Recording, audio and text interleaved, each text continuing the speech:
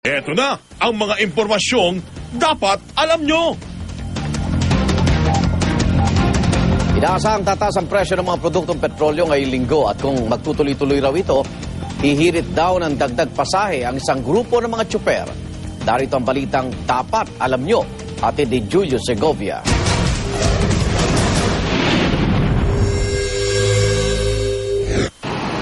Matapos ang oil price hike noong isang linggo, isa na naman bugso ng taas presyo sa mga produktong petrolyo ang aasahan ng mga motorista. Sa kwenta ng sources sa oil industry, nasa pagitan ng 50 hanggang 75 sentimo kada litro ang posibleng OPH sa gasolina at diesel.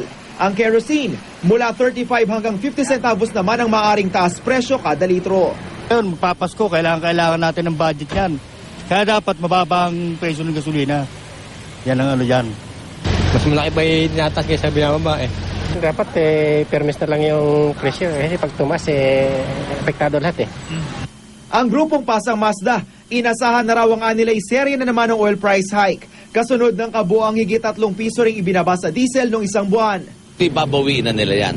Itong ang Pasko nito, nakikinigin to, gigipitin ang tsuper niyan at walang pamasko yung bibigay sa tsuper yan. Sa ngayon, nasa higit 56 pesos pa rin ang gasolina, habang sobra naman sa 42 pesos ang diesel. Pero kung aabutin ng 45 pesos ang diesel ngayong Disyembre, baka dagdag singil sa pamasahe naman daw ang bumungad sa mga pasahero sa bagong taon. Ina-assured ko naman po ang ating mananakay na kami hindi ho magtataas ng pamasahe bilang pamasko at pambagong taon namin sa inyo. Subalit, sa darating na Enero, ibang usapin na po ito.